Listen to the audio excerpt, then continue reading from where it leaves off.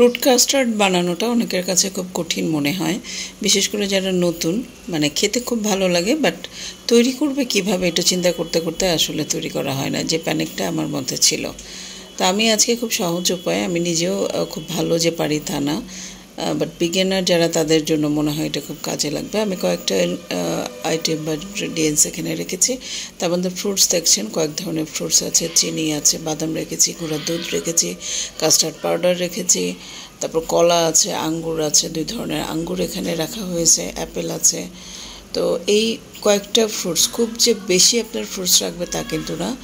আর এখানে দুধ রেখেছি, দুধটা প্রথমে কিন্তু আমি একটু গরম করে নিয়েছি, গরম করে দেন ঠান্ডা করে এক বাটিতে আলাদা করে রেখেছি। আনার নিয়েছি, আনারটা খুব ইম্পর্টেন্ট কাস্টার্ডের জন্য, কারণ উপরে যখন আপনি সাজাবেন তখন আনারটা দিলে জিনিসটা খুব ডেকোরেটিভ হয়, দেখতে খুব ভালো লাগে।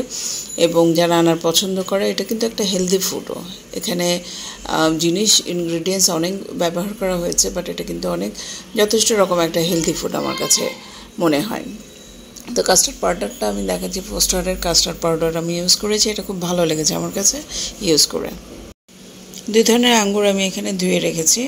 আমি কিন্তু পুরো আস্ত আঙ্গুরটা দিব না, এটা ইউজুয়ালি যেটা করতে হয় যে টুকরা করে কেটে নিতে হয়, তাহলে খেতেও ভালো হবে। দেখেন আমি আঙ্গুরগুলো কিন্তু টুকরো করে কেটে নিয়েছি, গ্রিন কালারের এখানে আছে এবং লাল রঙের। এগুলো ডেকোরেশনের জন্য খুবই ভালো, খুবই হেলদি এবং খুব পারফেক্ট একটা লুক আপনাকে দিবে কাস্টার্ডের ক্ষেত্রে। কাস্টার্ড বানানোটা খুব সোজা, যদি আপনি ঠিক মতো পরিমাণ মতো সব কিছু দিতে পারেন।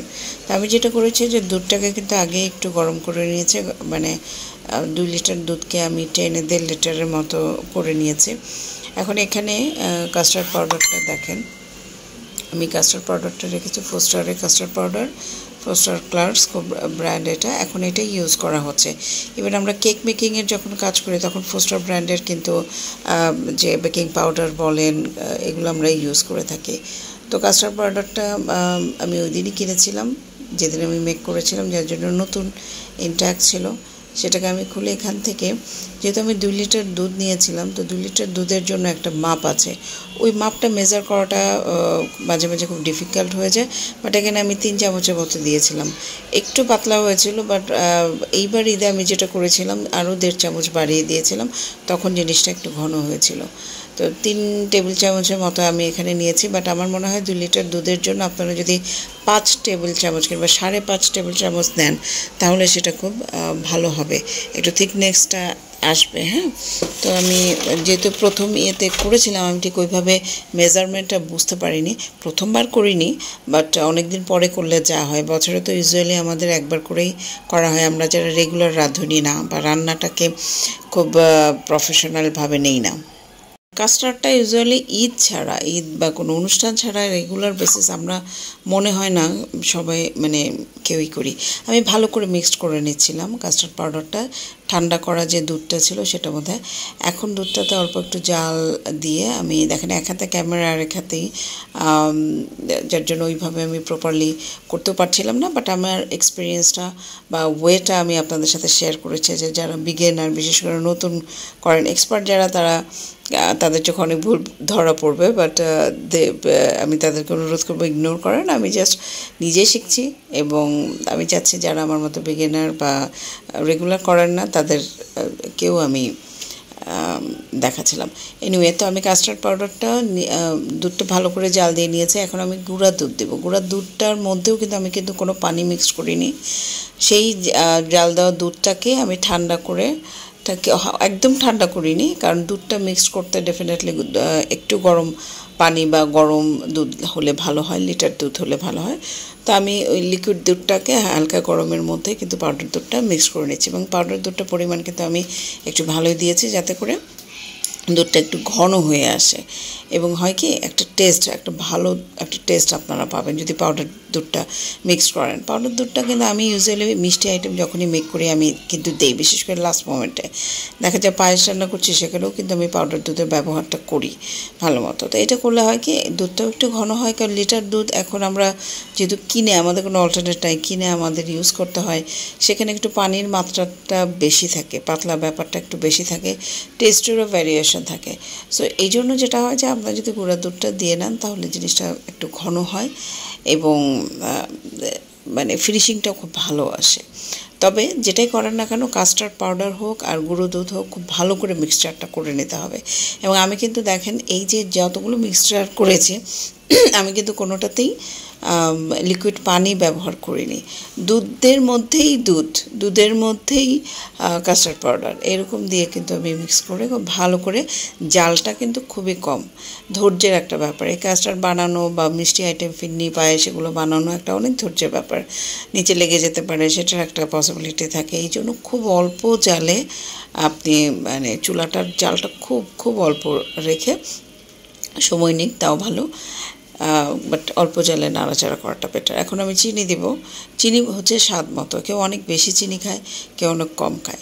কাস্টার্ডে একটা ব্যাপার হলো কি, ফ্রুটসের কিন্তু একটা মিষ্টি ব্যাপার থেকেই থাকে, যার জন্য কেউ যদি, আবার অনেকে আছে অল্টারনেটিভলি কনডেন্স মিল্ক ইউজ করে। কনডেন্স মিল্ক ইউজ করলে আলাদা করে চিনি দেওয়ার দরকার নেই। এখন আমি কাস্টার্ড পাউডারটা এখানে মিক্সড করছি, যেটা আমি মিক্স করে রেখেছিলাম আর কি আলাদা করে, সেটা আমি মেইন যে বড় পাতিলে আমি বসিয়েছিলাম দুধগুলো সেটার মধ্যে মিক্স করে দিচ্ছি। তবে আমি একবারে কিন্তু ঢেলে দিইনি, অল্প অল্প অল্প অল্প করে কিন্তু আমি ঢেলে দিচ্ছি এবং ঢেলে ভালো করে নাড়তে হবে।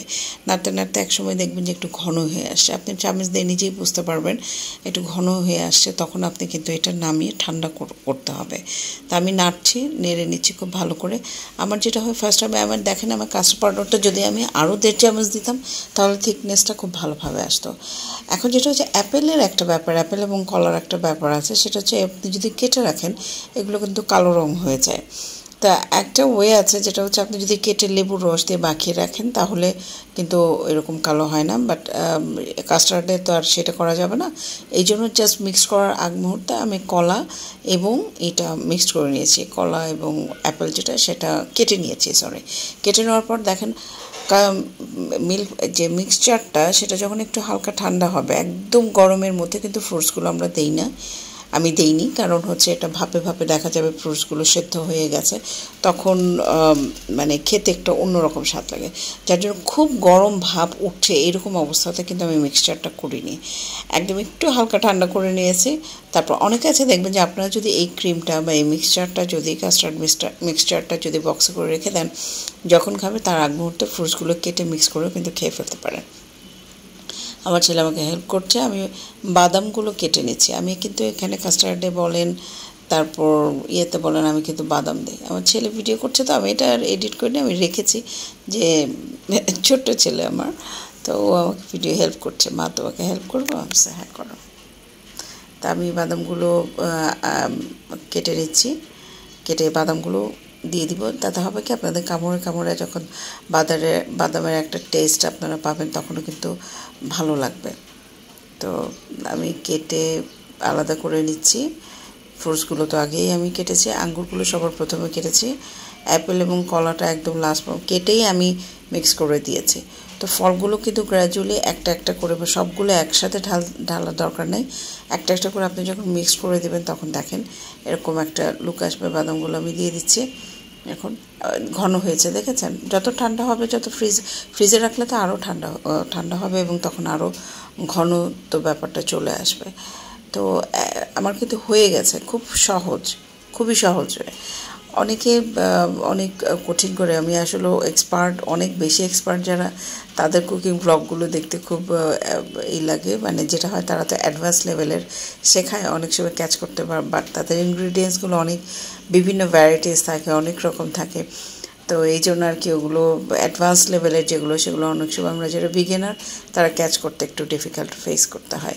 তো দেখেন একটা বাটিতে আমি কিন্তু মিক্সচারটা ঢেলে নিয়ে ওপরে এখন আরও কিছু আঙুর আছে সেগুলো দিয়ে দিচ্ছি, আনার দিয়ে দিব, মানে ফ্রুটস যেগুলো আমি আলাদা করে সরিয়ে রেখেছিলাম ডেকোরেশনের জন্য সেগুলো আমি উপর দিয়ে ছিটিয়ে দেবো, এবং যে কয়টা পারেন আপনারা দিতে পারেন। এখানে গুনে গুনে যে ফল দেওয়ার ব্যাপার সেটা কিন্তু না, আপনারা এখানে যা পাবেন। ইভেন এখন হচ্ছে আমের সিজন আছে, কেউ যদি আম অবশ্যই শক্ত হতে হবে, একদম নরম আম কিংবা টক আম এরকম না দেওয়াটাই বেটার, একদম শক্ত মিষ্টি আম এগুলো কিন্তু আপনারা উপরে দিয়ে দিতে পারেন।